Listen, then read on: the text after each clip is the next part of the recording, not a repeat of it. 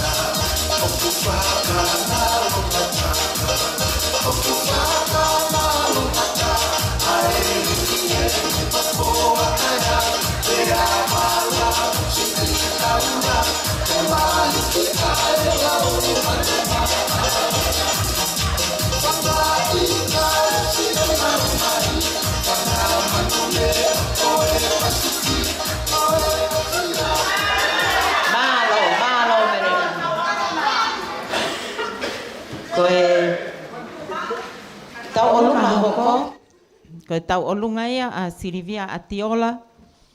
Ai ana e hua Silvia ki he apiak malunga tonga me he tahiwa hiwa walu ki he wafe mawha. Pehe ki a Meleane Lupe Atiola me he wafe mawa ki he wafe mawalu. Alifereti Atiola i wafe mawha ki he wafe hongofulu. Pea motoa tepi Atiola wafe mawalu ki he wafe tafa.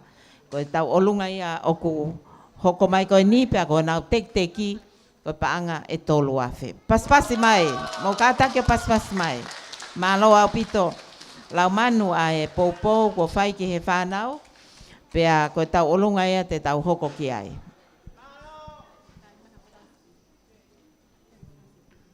Kātake kai tā mai pea whasi.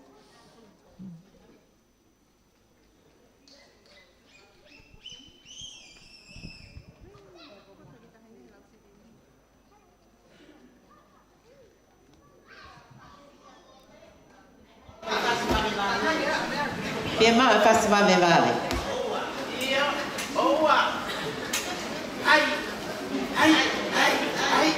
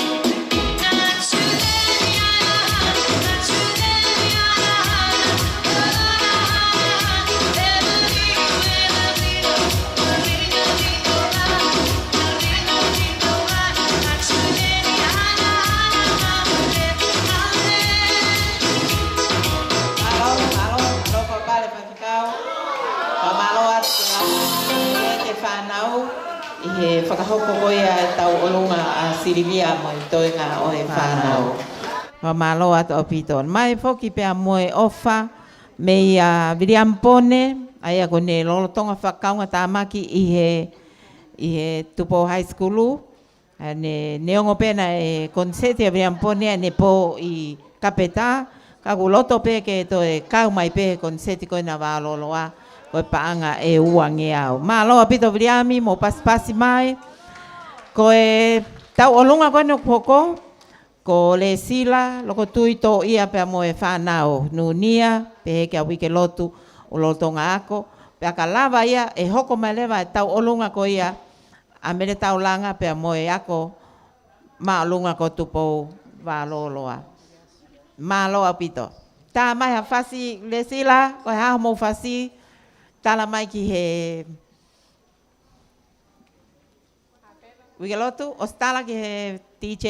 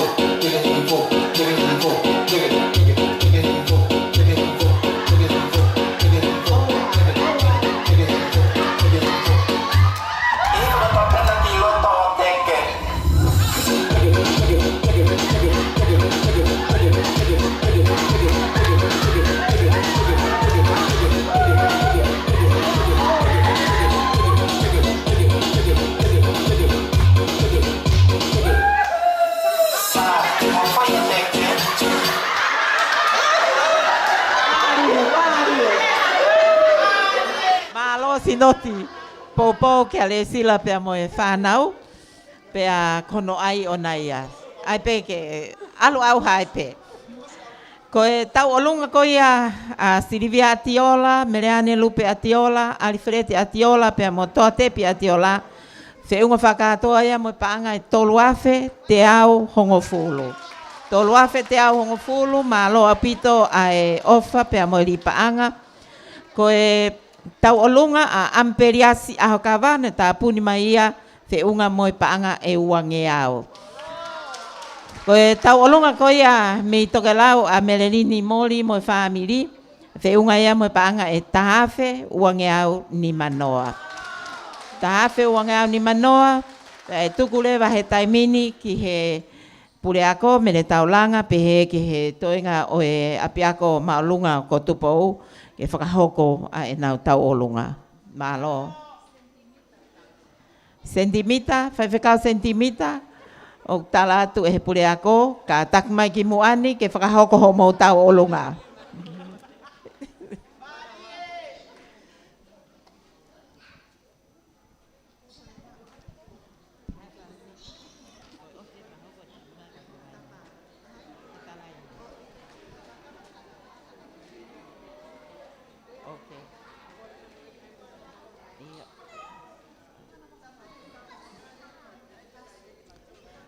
Fasipe, fai ngā fasipe ti che. Fai ngā fasipe, seo ke lue koe ai fusiana ko e ki moa. Ha whaahi ngā fasipe. Malo fai whekau. Malie tau olunga pa malie lue. Oa to e whawhana ka melelini ka e tā fasi. Fai ngā fasipe ti che ka e whamalola he at ke puri ako hono tali ai kore mo whakatangi na whai mai me he ki koristutuku koe ni ai tonga high school o Wāloloa. Pea malo mo hono tali e whakahoko mai yen.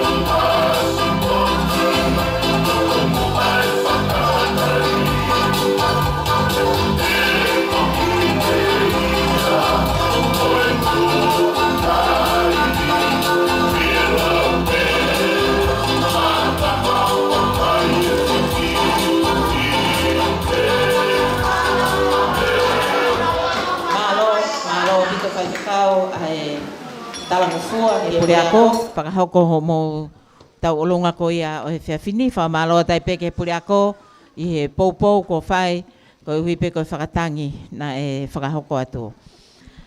Mō kātaki kai toi ai maha pas ma e kau tau olunga, pea mo e puleako, ia mele, pe hege toi ngā o kau whai ako, mo whanau ako ai tupo high school. Ko e kātaki pe ti che fie ma upe fasi ko e tonga hai. Ko e tau olunga ia a katalaine mafi pe emosione mafi. E hoko i he taimini. Ka ke ki mua pe ata ia ko e aia ko e tako ia. Whai ako sione kai ako a Katalaine. Ko le sila, tō ia pia mo whanau, whiunga katoa e nau tau olunga mo panga e tahawhe uange au ua noa. Panga tahawhe te au uange au ua noa. Ka i he taimi ni, ko Katalaine ia pia mo sione. No ange koe nei whakatonton mai puri ako, nei whai ako sione kai ako a Katalaine. Pea kalawa ia, e hoko mai lewa tau olunga, a Tiofilusi Tiweti, Tangoi Tiweti, Elenoa vi uta atu, Mary Rose vi te lua, lolotonga whai ako, pe heke a ofa te lua, o ku lolotonga whai ako. Malo au pito.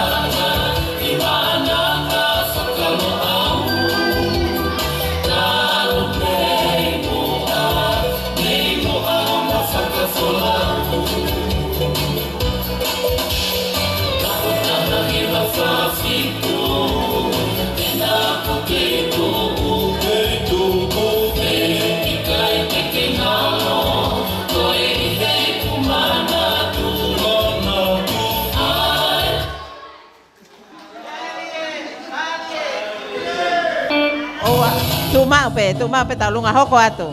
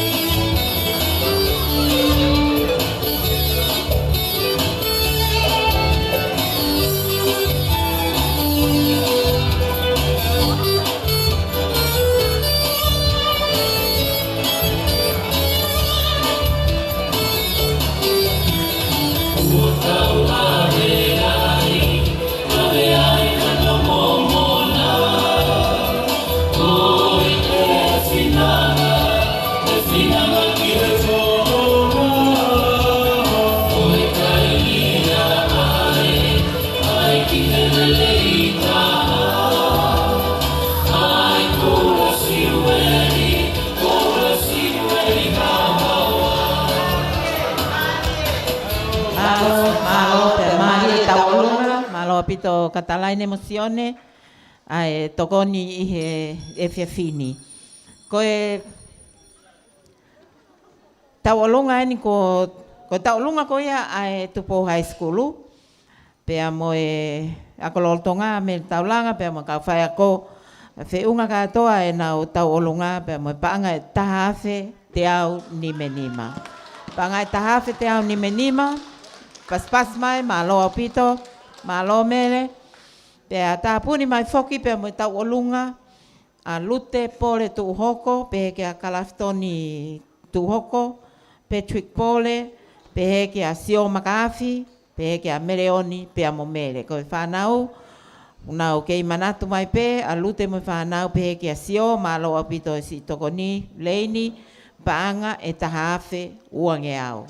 Paanga e tahawhe uange au, malo apito, pea koe taimi ni, koe taimia o Tiofilusi, pea mo Tangoi Tiweti, pe heke a Elenoa, Mary Rose, te lua, pe heke a ofa te lua, aia una lolotonga whakaunga tāmaki, i he whai ako, pea kore nau tōlu e ni hoko atiki ai nau tau olunga. Malo o pito.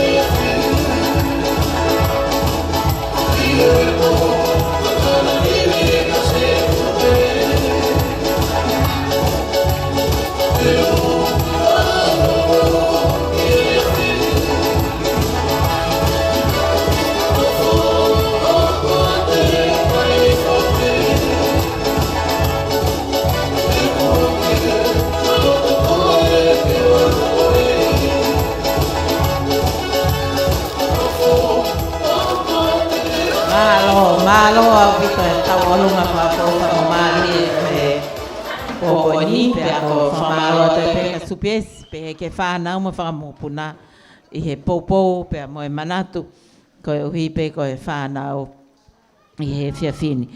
Ko e tau olunga ko a katalaine mafi pe a mosione. A whiunga whakatoa ia pe a mo e paanga e ua afe ua ngeao hongo fulmatolo. Ua afe ua ngeao hongo fulmatolo whamaloat ka sione I he poupou ko whai ki a katalaine I he whiawhini. Ka tātau te whito whok ko whai ako pe a mo e tahine ako. Malo au pito. Ko kore mai whoki a naioka haunga, pia mo sefeti, pia mo mere haunga mo whanau ke whai e nau tau olunga, pia tuku at le vaia ke whakahoko atu ia I he whiawhini.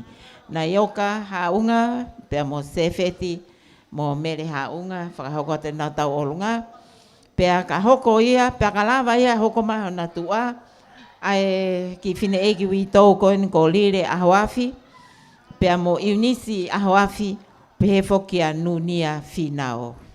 Nau whie tokoni mai pe I he whainga koia o he whiawhini, ma loa pitolire pe a mo nunia ai si kei manatu, pe a mo e poupou o whai ke he whanau. Ka I he taimini, ko naioka, pe a mo sefeti mo mere, ko mo whamole mole atu ko inu ku tāpuni mai ai tau olunga ko ia. Pa te tau hoko lewa tau tolu ki a lile, pe ki a nunia, pe mo iunisi ahoafi. Malo au pito. Tā mai hawhasi DJ.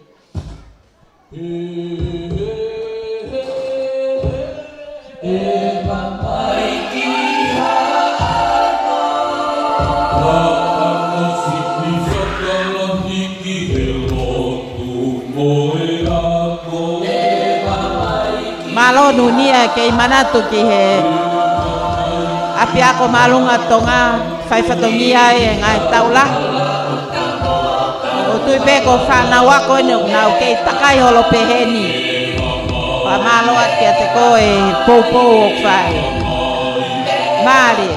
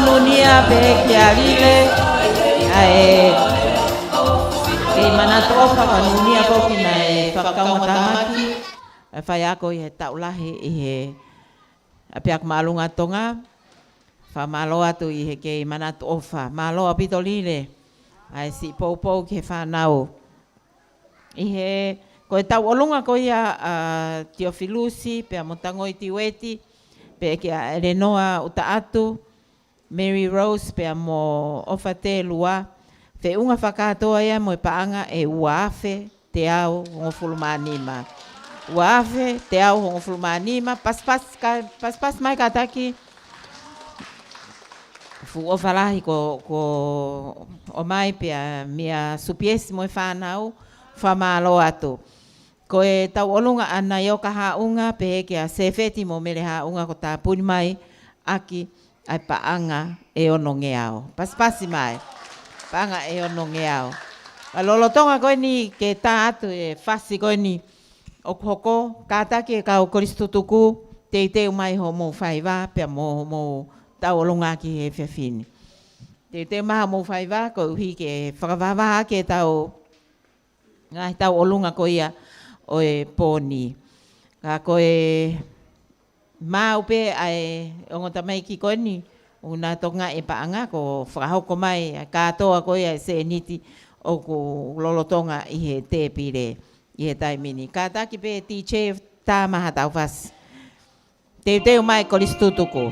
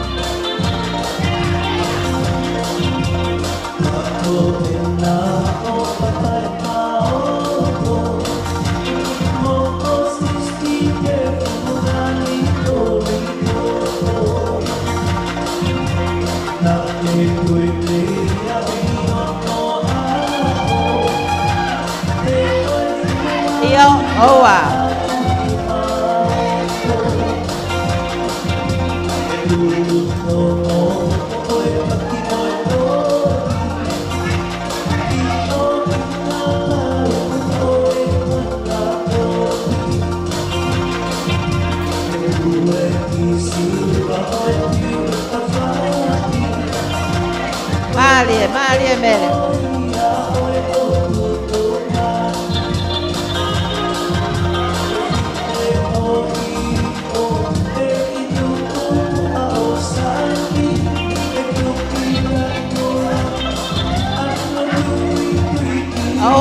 Ako ase kao. Malie.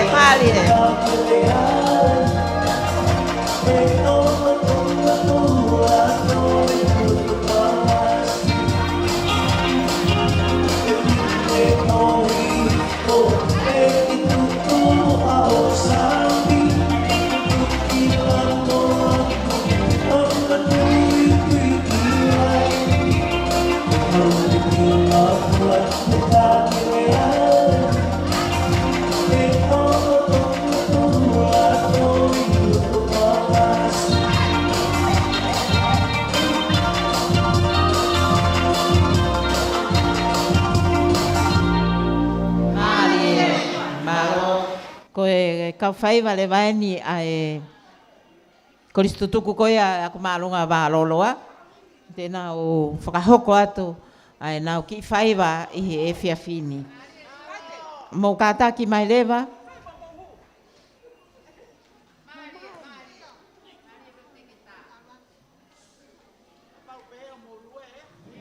Marie lue.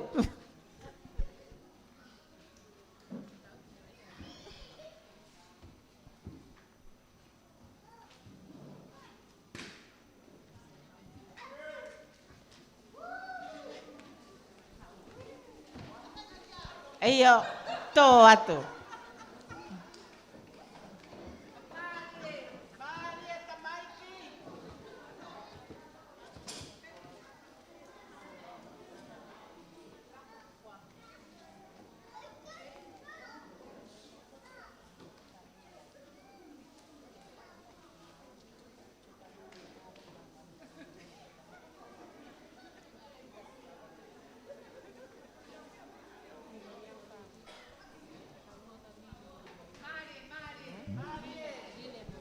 Ko e tau olunga koe a lile, a hoafi pe a monu ni a whiinau na whiunga ea mo e paanga e nimange au whaango fulumahiwa.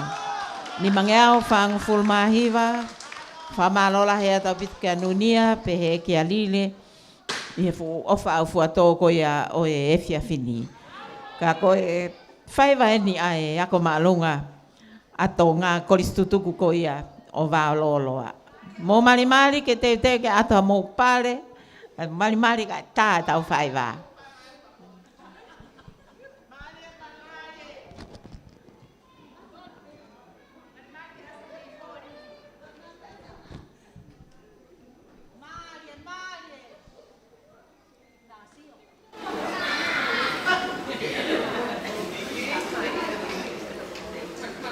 Marimari pia mō kata-kata. Kore pare.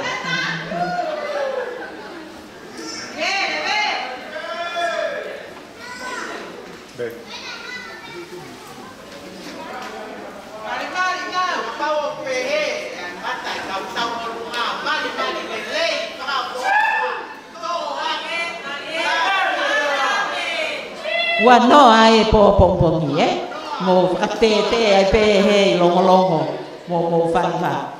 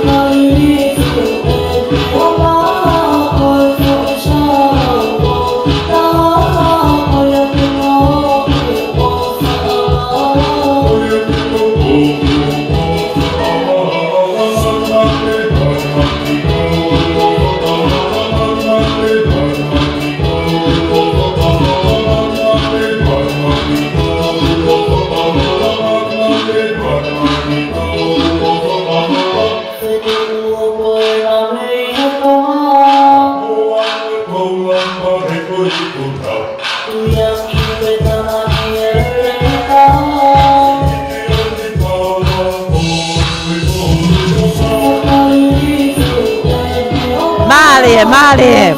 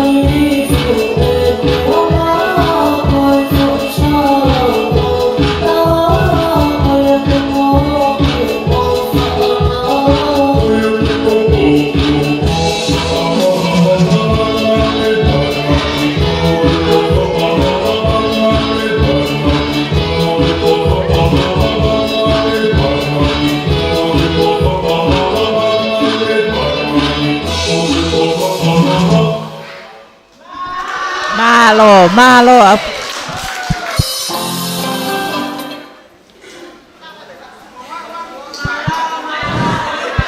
Kei toi pe.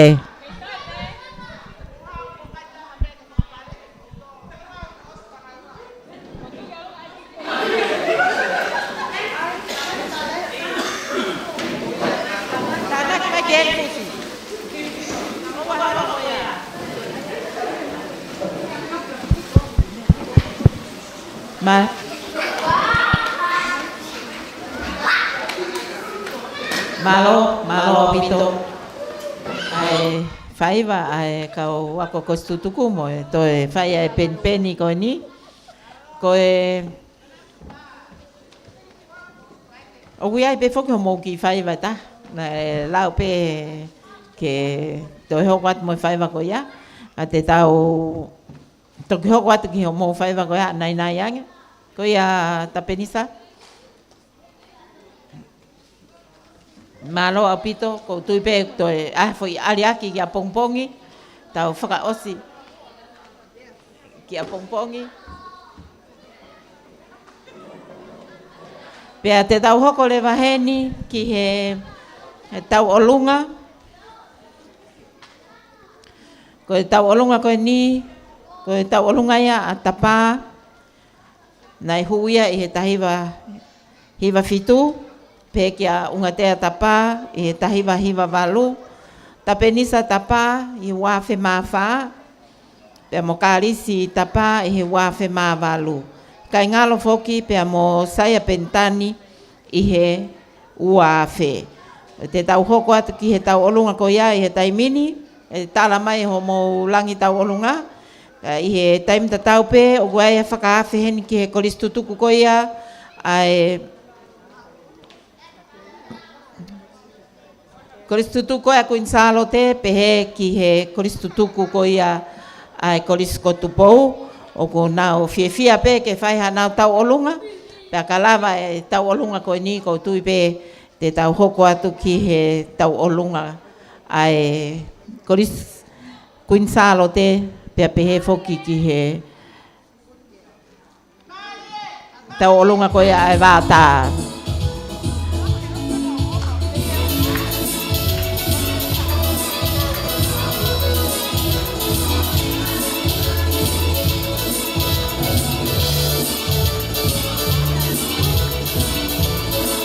Maria Carisi.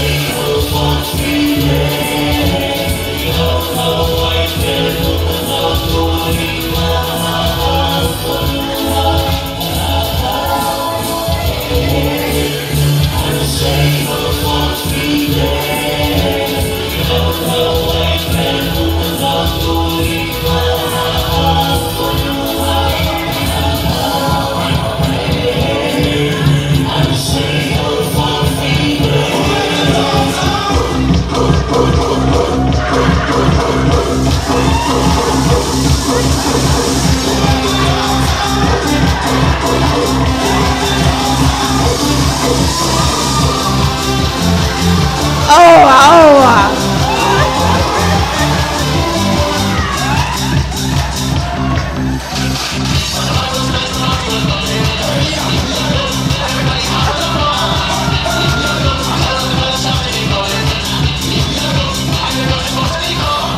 Malo. Tako e paso tonu e ka malo atu kalisi makahoko e tau olunga ko ia. Pea oku iai ai tau olunga na kole mai pea mei he ka waka tutuku ko ia ai wata ko la pehe ki e Queen Salote ke ai ha na tau olunga. Pea ko mo tai mi eni ka pa o mo mau mai pea kai oku ia tau olunga oku hoko mai mo ia ai ko tau olunga ia lavinia hei muri ika pea mo fifita ika oku whakata tu pe ki he koristutuko ia ai wata ko la pehe ke koris Queen Salote o ka pau oku lava ho mo tau olunga ke hoko atu ki ai i he taimini kai te mai a lavinia pe mo fifita e kahiri ai tau olunga ko ia ko faiva ko ia ai koristutuku ai na e whakahoko atu na fe unga me pa ngai te au ni manoa malo au pito ta ko wai pe wanoa ka pato ia ka pongpong e to ma wange pe to lahi ange pale ka pongpong e ki longo ko e tau olunga foko ni e konseti a wa loloa ai koristutuku e to e whakaosia ki longolongo a pongpongi o whakataha ia pe mo tuataha ki langi ka peta pe mo longolongo ai a una ui e na tolu e wha ko ni ko e wha i hai mahalo ko tui pe ko wa loloani ko e haisi pe ni i he e fiafini ko e tu ko e taimini he te pire ko e whiunga mo paanga e whamano valuafe. Whamano valuafe. Malo e tokoni, malo e ofa, pea ko e tau olunga le vai ni ae. Pa te tu koange pe au ke whai wheka au ke ni whakalea atu e nau tau olunga.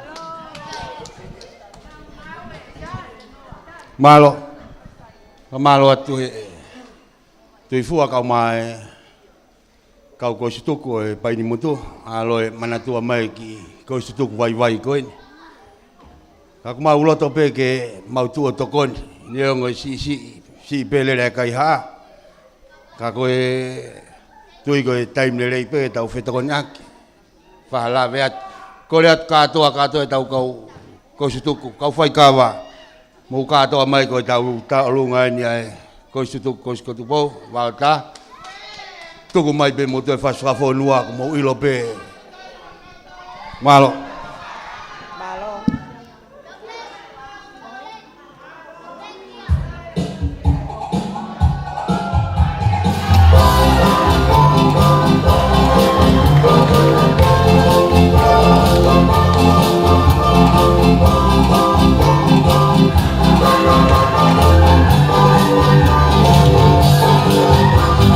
Nake koristutuku whakaku.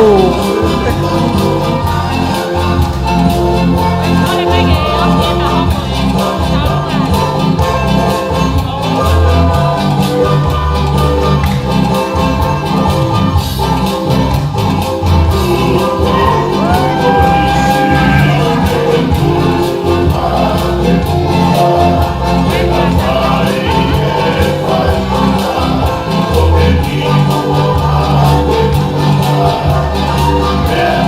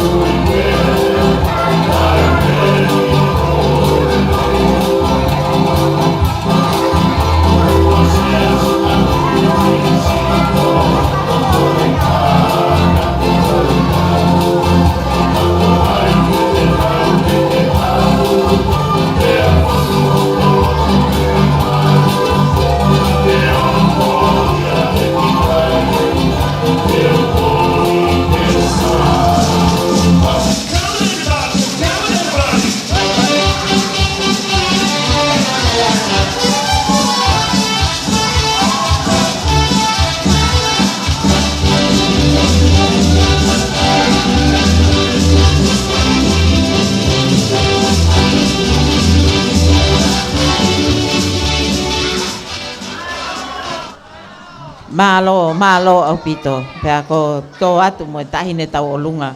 Ai koris tutuku ko ia ai vāta ko la pe he ki he koris kuin salo te. Malo ai popo. Ko tau lunga ko ia atapa mo e family. Na whiunga ia pea mo e paanga. E ni mafe te au tahaono. Ni mafe te au hong fulma ono. Pas mai malo au pito mere. Ai si i poupou ke whanau. Pe malo au pito tapa mo unga tea. Pe he ke atapenisa mo karisi ai li paanga lahe. I he pōni. Noko mai foke ai tāpuni mai e tau o lunga. A te vita pola apau, pehe ki hono ofefine ko mere whahina pola apau, lolotonga, o waka lolotonga, pea moe whamiri, ko e nau toko ni, ko e paanga e tolunge au. Pea, o mai foki pea moe toko ni ki he tau olunga whakaawa ko ia, o pōni ki tau olunga o pehe ki a ana, pea moe whanau, ko e paanga e whaange au, pea ko aluhake ai a e nau tau olunga. O whiunga mo e paanga e ono afe te au hongo fulu. Paanga e ono afe te au hongo fulu. Pea te tau hoko atu rewa ke tau olunga ko ia a lavnia hei muri ika, pea mo fifita ika, pea ka hiri ia, e hoko mai e tau olunga a whinau kau waka, pehe ki a peta kau waka, pea i e tua ko ia o whinau mo peta ko e tau olunga a Luciana, tā kei whanga junior, pea mo Luciana, tā kei whanga senior. Malo au pito. Lavinia, pea mo fifita, ko homo taimi eni.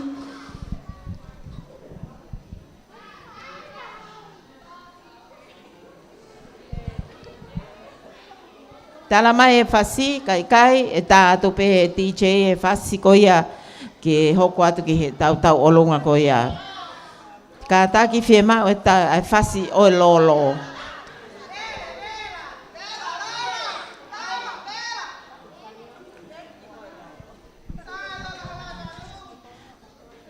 E o whasi a lolo, te teo mai ki ai. Ai, ta mai ki me he kirikiri te fua. Iyo.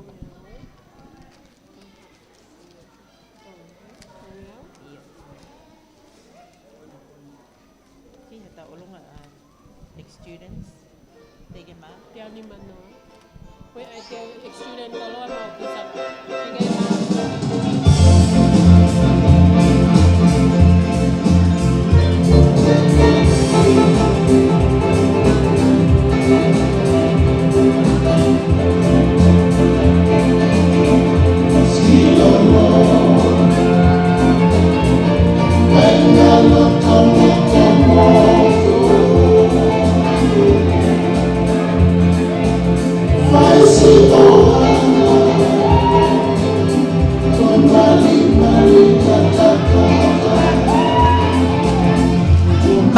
Mare.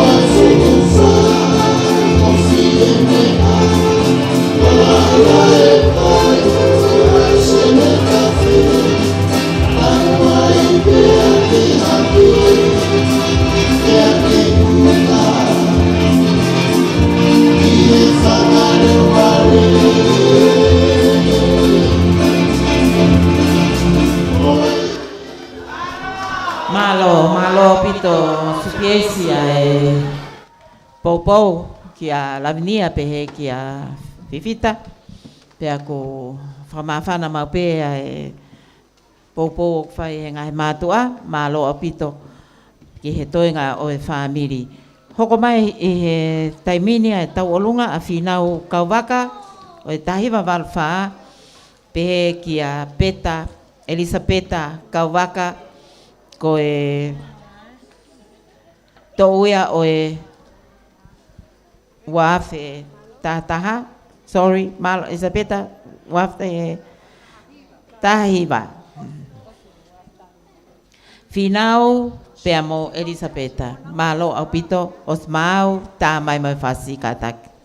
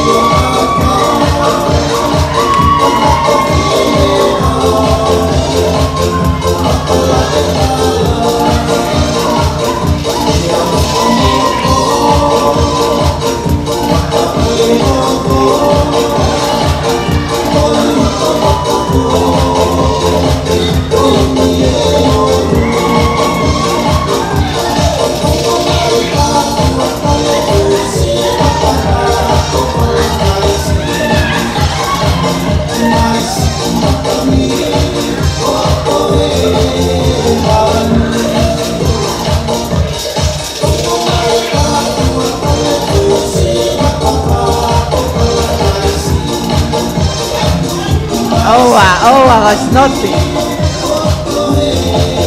Mali.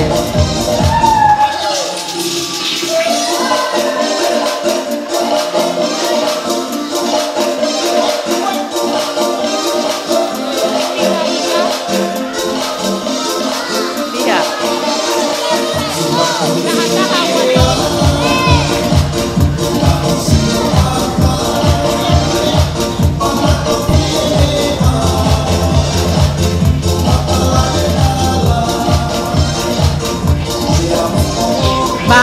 Malo. Pepe tamai kia me kiri te fua pa mo hala manga ono.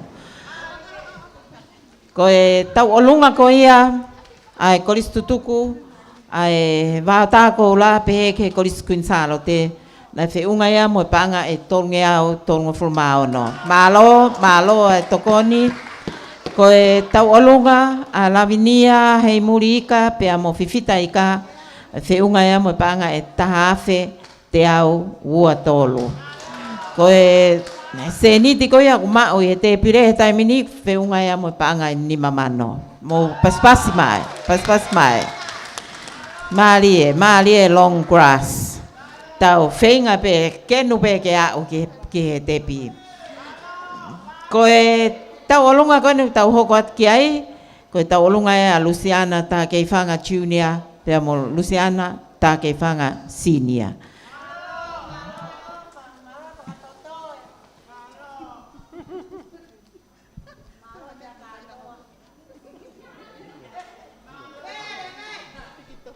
Malo. Tama fas.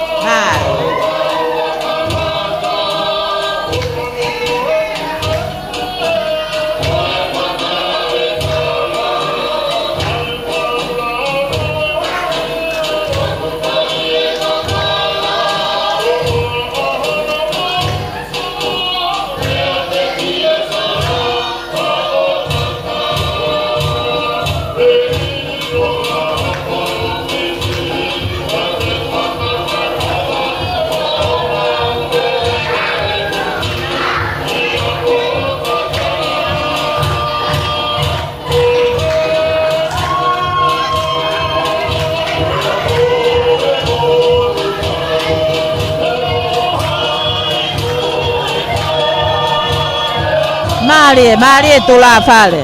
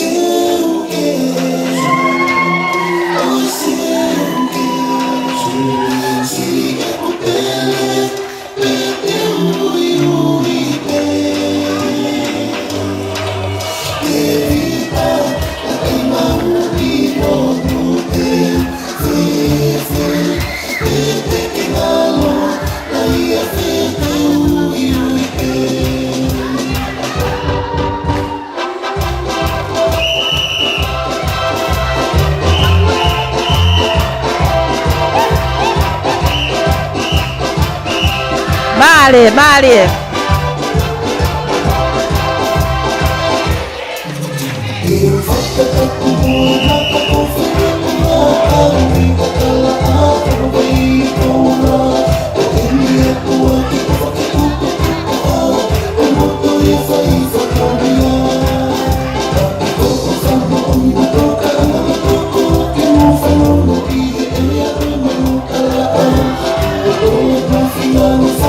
Oh,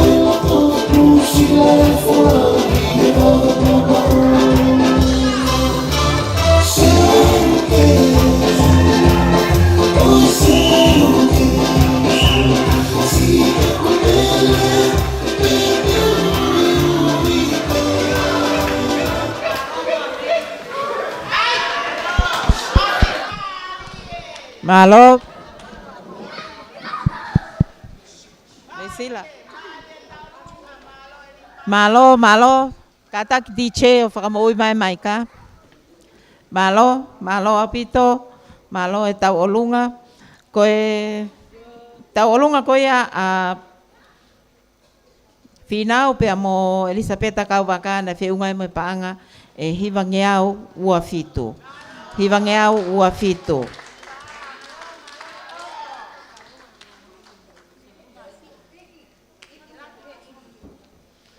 Koe e taimini o kuhoko atu ki he tau olunga ko ia a keino lātu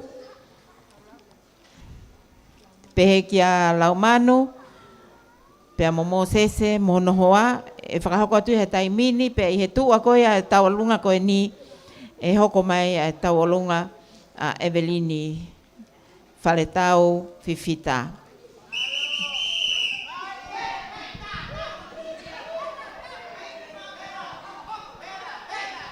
Malie. Keino latu tahiwa walu lauman latu tabake tahiwa walu moia pehe kia Mosese mo moana latu wafe maono.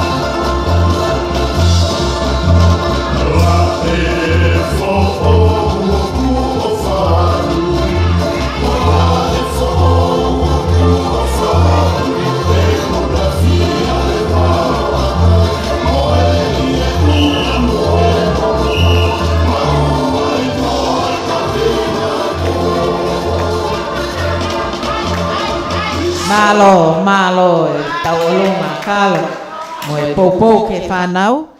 Pea koe tau olunga koe a lute pore tu hoko pe ke Kalaftoni, Patrick, Sio Makaafi, Meleoni pea mo mele mo e whamiri.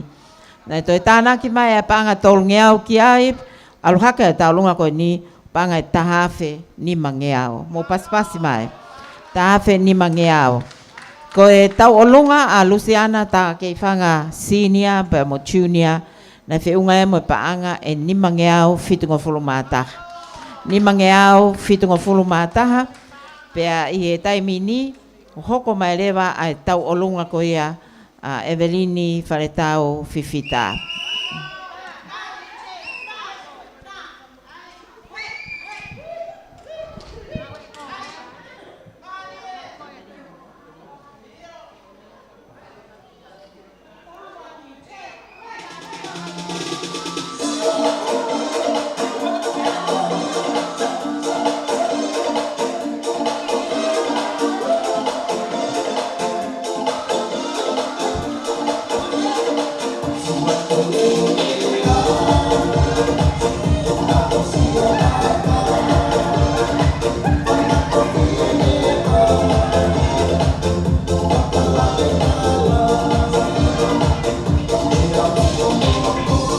Maria Iki, Maria Iki.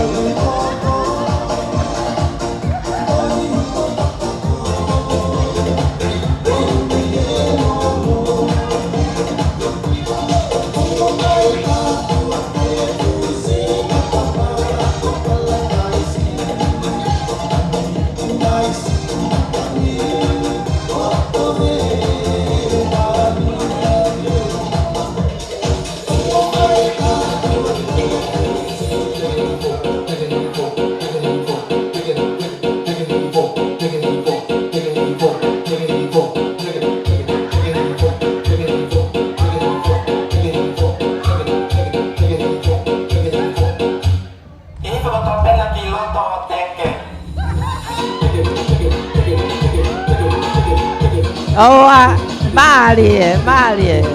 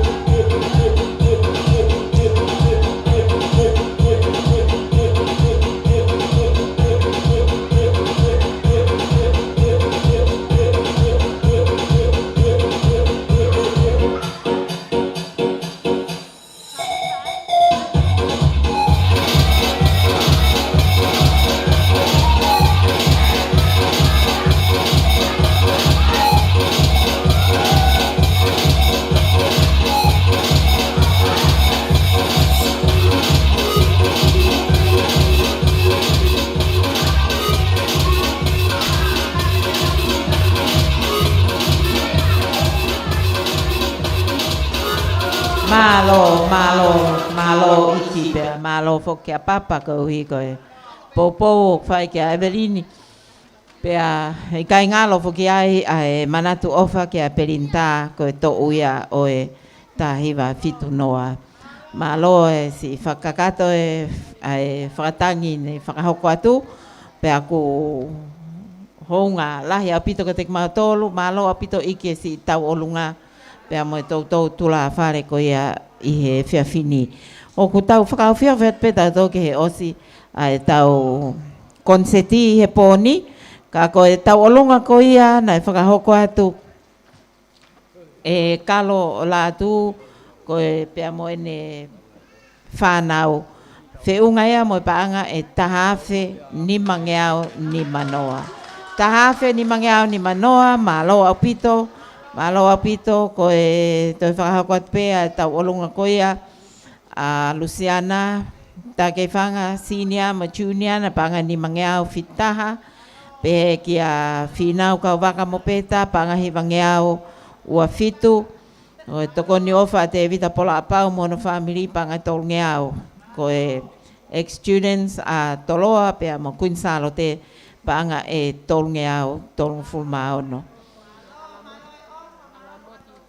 Ko e tokoni me a alamoti tau mo peau o paanga e uangeao. Paanga e uangeao ko tokonia a alamoti pe a mo family. Tokonia alamoti mo family wa ta hena o ku te kiai ke whakahoko ne tau olunga ki mua pe a tau pe tau hoko ki he tau olunga tāpuni. O koe ki tau olunga ia heni ko ki whine eiki ko ni me he o lolo tonga ako ia. O ki ka taki pe ko ki whine mui ko la tae me ione tai one o lolo tonga ako. Pea koe tau olunga mai e ne whae ko Susana Wolfgram pea me Amerika. Pea koe tau olunga atae whe unga ia pakono tekteki paanga e ni mangeao. Hoko atu ki ai, maa lo tae. Koe haa ho whasi tae tala ki he DJ ka tau hoko atu ki ai. Whai ngā whasi pe DJ. Koe haa tau lunga koe ia. Mea mai mua. Koe haa whasi koe mea mai mua.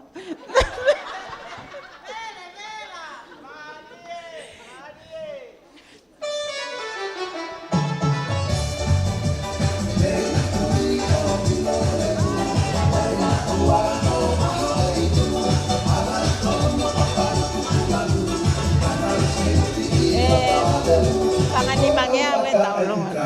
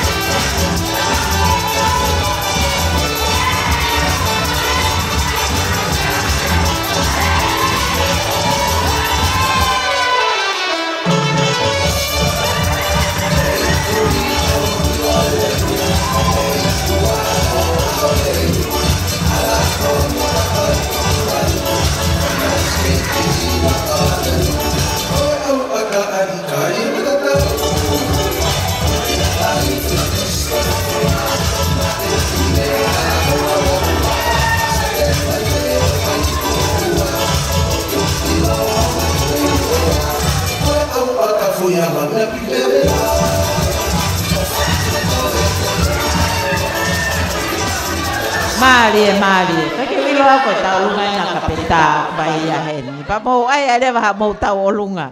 Mo mas pai mai ke mau tau olunga ko poni. Koe te goia ke whakahoko ai tau olunga tāpuni. Oku ia i foke ai tokoni pea mei he siasi koia wa loloa. Tokoni mei he siasi o wa loloa. I he whiawhini whamalola heat ke se tuata, a pehe ke se asio no katoa. Whe unga mo paanga ni maafe. Po paspasi mai. Ni maafe. Kana e tamai se tuata, o ka pau te maua o ke taha mano, e aluha ke tau olunga wāloloa o paanga taha mano. Maloa pito se tuata. Te mau tari atu ke taha mano ko ia. Whamalola hi atu ke te mautolo mo ke i mea mai o whaia e whakavele vela ki he whinga paanga koe ni o ku whakahoko. Pea te mai ai tau olunga koe a tāpuni. Rotonga koe ni o te mai tau olunga tāpuni ka tak peti che ka tā maha tau whas whamaapo opo e ongo whewhine ai se niti koe a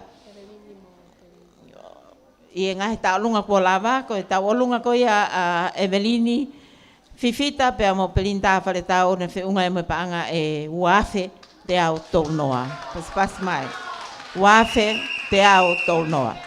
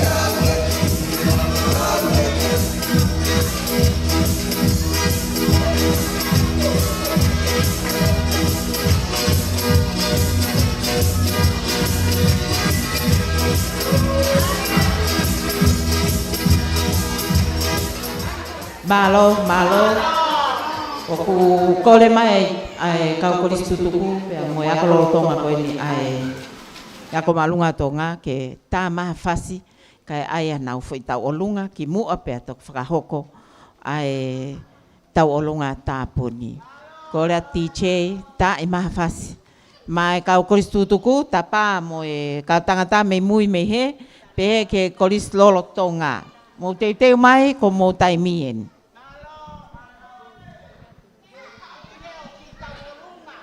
whakangongo atu ke kolistonga. Kolistutu ka kolistonga.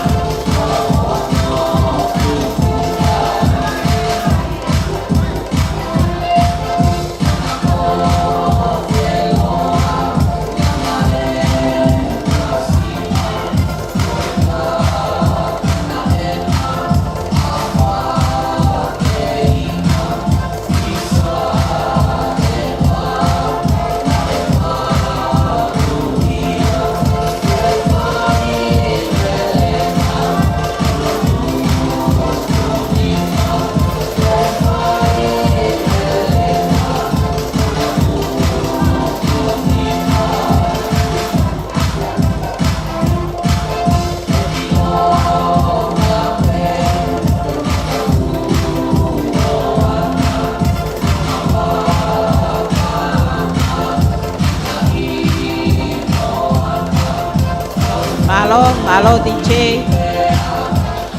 Malo pito DJ, mai whamawhana. Ko e tau olunga ko ia a kalo la tu mo pa mo ne whanau. Na to tānaki mai ai paanga te au maua ki ai pa waluha ke na tau olunga o paanga te hafe ono nge au ni maua. Paanga te hafe ono nge au ni maua, malo apito kalo. Pea te tau hoko lewa tau tolu ki e tau olunga tā puni ko ia o e poni. Pea koe tau olunga koe ni whafonga i atu pe ai whanau mo whakamangapuna. Ai ako sione pete lo koe tahiwa no. A te laite koe tahiwa hiwa tolu. O Rosemary o lolo tonga ako. Ko osi tau olunga toko taha pea tae. Ko siasini pete lo mo whanau. Ko toke taha unga pete lo. Tahiwa fitaha. Lanola whasau Saint pete lo Junior. Nikolasi, Amenta, Kakala, pe foki a William Haunga, mo Steven Haunga, wheloak tau pea mo tuifua tapautolo, Sion tapautolo Junior pea mo opeti moala. Aia koe teki o taulunga koe ni koe paanga e ono afe. Mo katak mai ai rewa ki muani ke whakahoko ai taulunga. Laka fusi ki mua ki heket.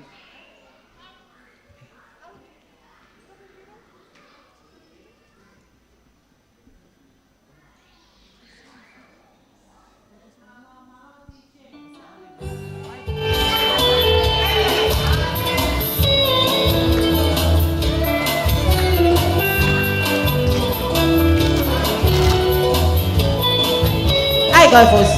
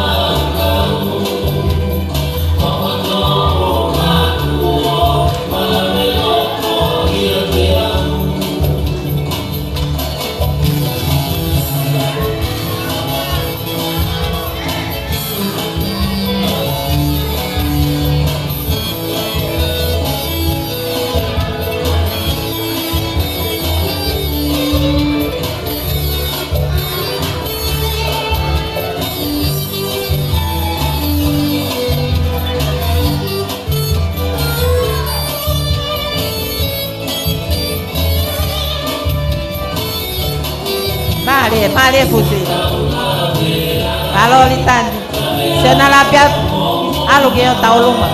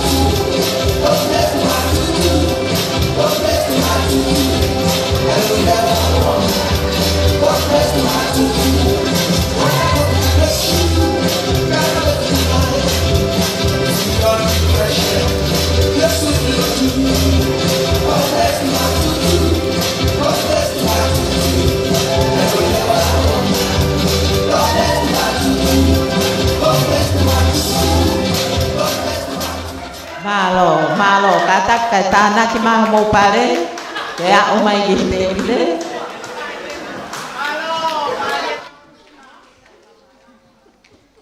fa malo la ya tau bitke kau ha mala ho mo me mai he ponio fai ha tokoni ki he konseti ko ni a valoloa ma henga valoloa pe ko fa malo la ya to mo tu taimi kam tau kau i he fefin ko ke i whakamahapopo ko ia tau olunga whakaos ko ia o e poni ko le peke TJ ke to tā mai peha ki fas pea kalawa ia ko le peke whaiwhekau ke a ope sa mate ke ne whakahoko atu a lea whamalo o poni mo whakahoko atu ai pe a lahi ko ia ai ofa ko tānaki mai i he e fia fini. Malo apito TJ, ai maha tau fas.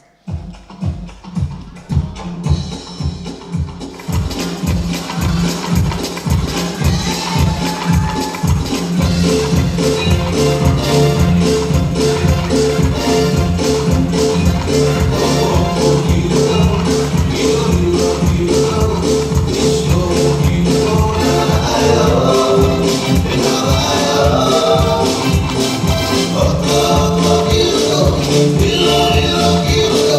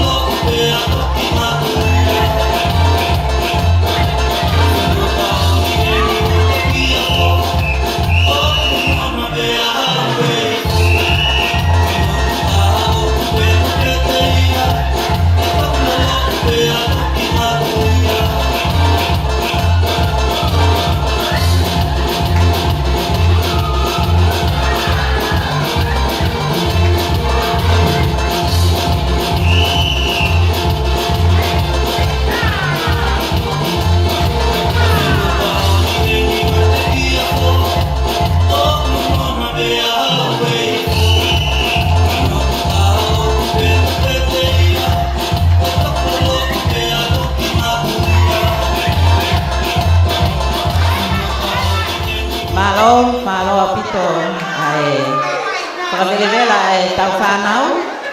Ko e tau alunga ko ia whakaola. Pea mo e whamiri. Toi tāna ki mai whakaola aloha ke o panga i wafe. Pea ko e tau alunga tāpuni. O ko whakatoa e tau alunga tāpuni. Ko e whituafe ua ngeau ni manoa. Pea ko e whakakatoa lewa ko ia tau konsete he whiawhini. E tok whakahātu he whaiwhakau. Whakataha pea mo e whakamalo mo tau lotuku. Malo apito o pe. Kātaki pe he whaatalahu ia pui talahu i.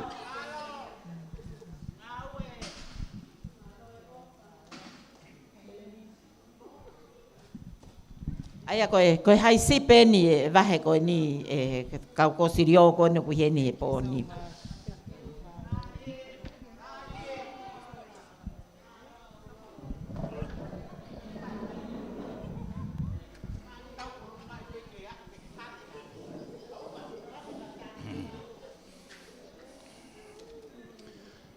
Patapuki he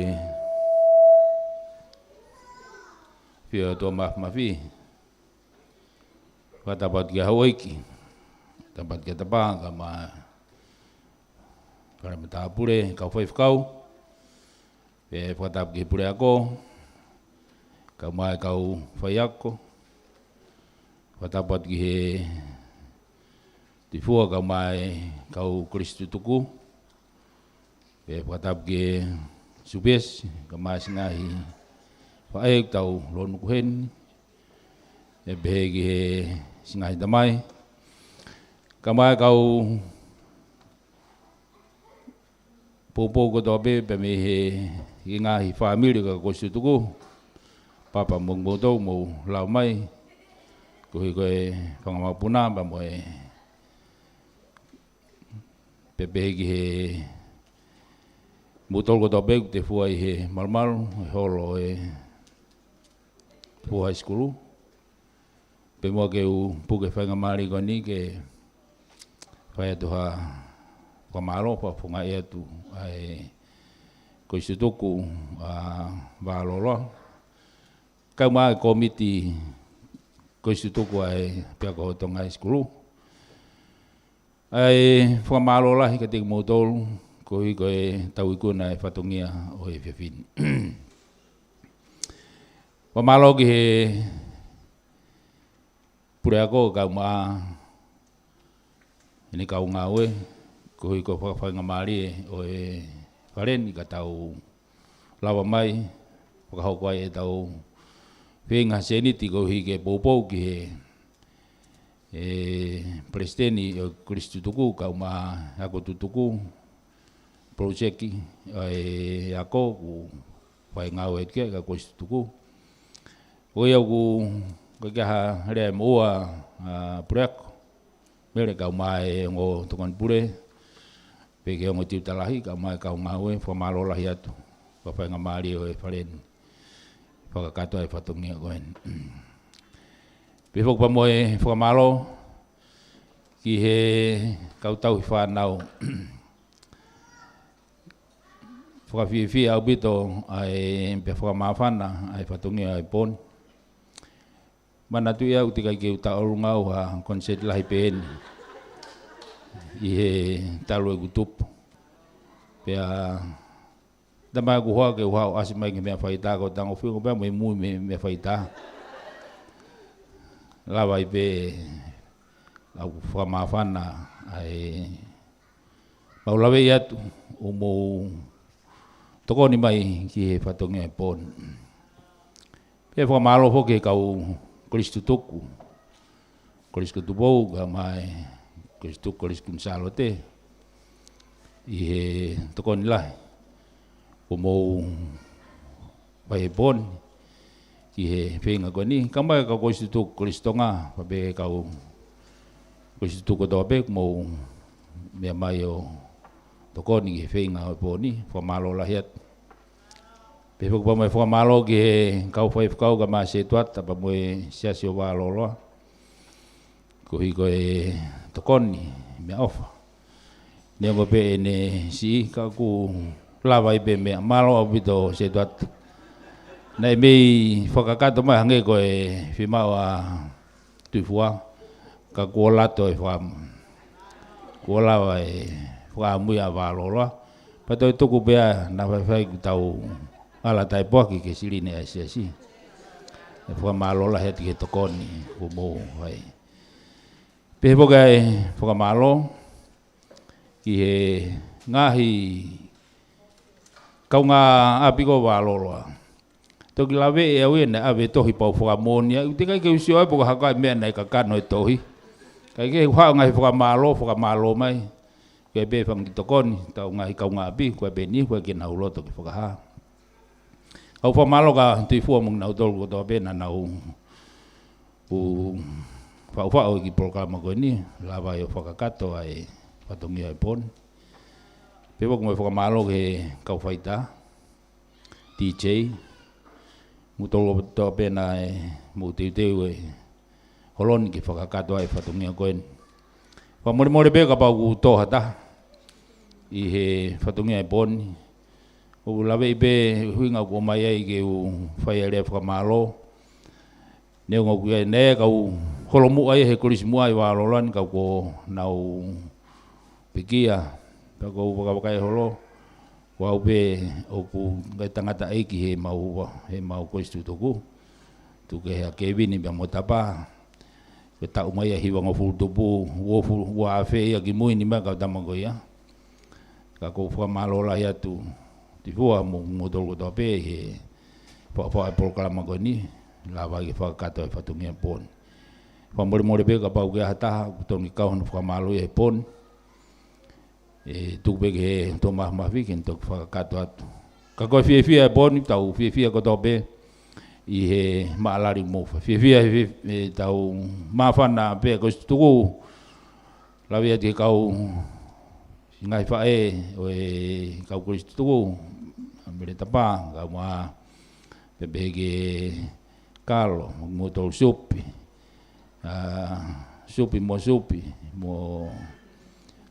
singai whae walola kau maa mo tolu koto pe mo mea main whamore pe ka paka ki lawe hingo atu. Whamawhana be e mau lawe ia tu mau mawhana mai he tau whenga e poni. Pea koe aku kotui kai ke tuku hene tau whenga wea ki mga au koistu tuku koe kiu mai he laine he tauni. Mo mea ebe mau ki toko niat ka kai ke fuwhewe. Ka ko mau whamalola hiat sai ko osea ta kuin salot. Mai nung nau mawahi na toke tawhaki, toi na toloa mo atere te tau. O te mo hoa te tau, papu ke tau whinga i beho mo inasi. Ko ia ko whamalola hi atu ating mo tolhon mo toa pe.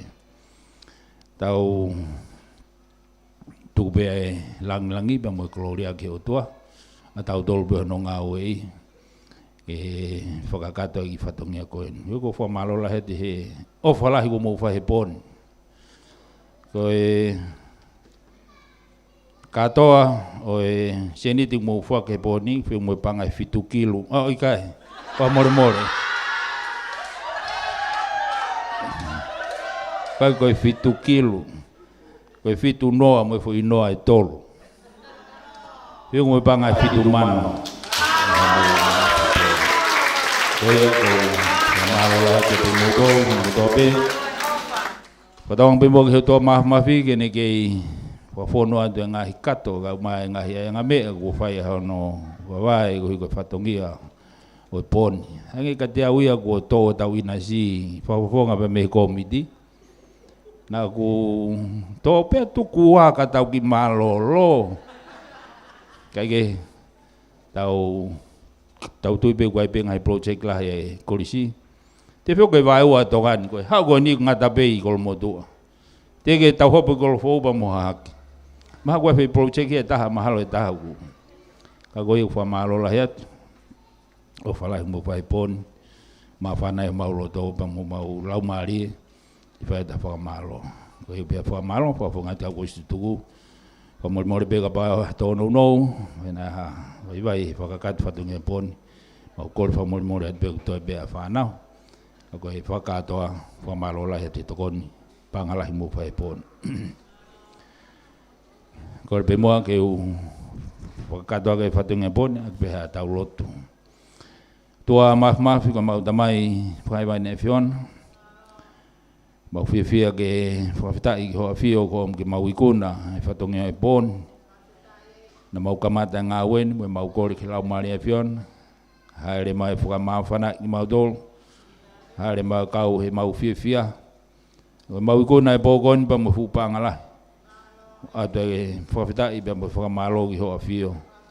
Io tokoni mai ngai family kau ko istutuku apia ko marunga tonga ka mai kau ko istutuku pa me he ngai apia ko ke tonga na tapa mai hona wi bebege kau ka ma si i kai ngau fokoto be kau fokata he poni mau lotu be ko fio tu whawhitai ho ke whakalotoa ki nau tolu ke whai e tokoni koe ni ko hiko e whatongia ko istutuku a ko marunga tonga e maulo tui o moana ke tuangi mato halfononga tau ke tā kau o pepa mho a fio ngā hi whatongia ko istutuku utoi ke kau ai lau mare a fion tuok mohanga tu a fio mau katutuku pe me fio angai poni tau whanonga pepa mho a fio paka ko sia taim ko mau mawai ha malolo ko malolo ia ki mau tolu ka matoenga se mau ngai family whai no whakafu o i sino ia tamai me te pua mau lau mare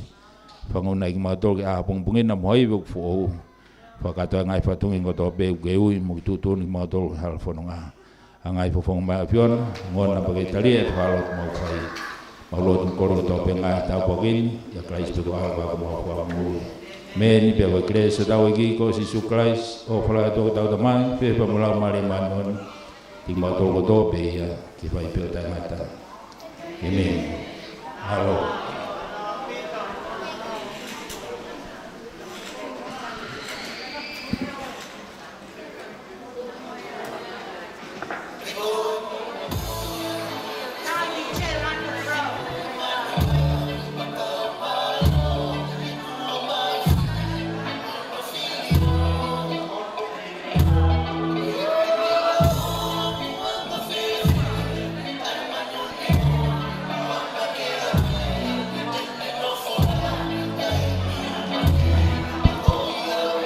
Kata ki pe tiche ki whare ore si fo pe ka ki talang e moa ki katongia ko ni kata ki motol ko ni ka Kristu tuku o ke ni pe ke whanawak lol tonga ke mo kata ki mai pe ki mo an ki aha tau ta ye ni to ta me ko sirio kai tau to ki fe ngai pe ki api ko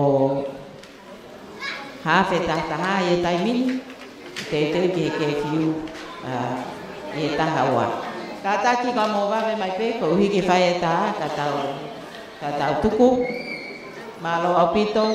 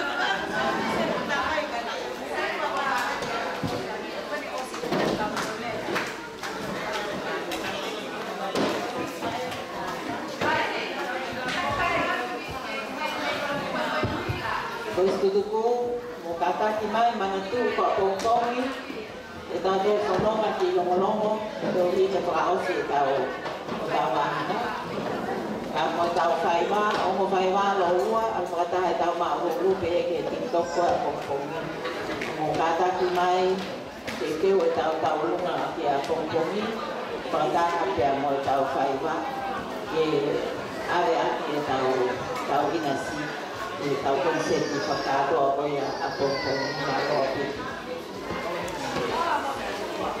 Koris lolotonga mo tau ako lolotonga mea mai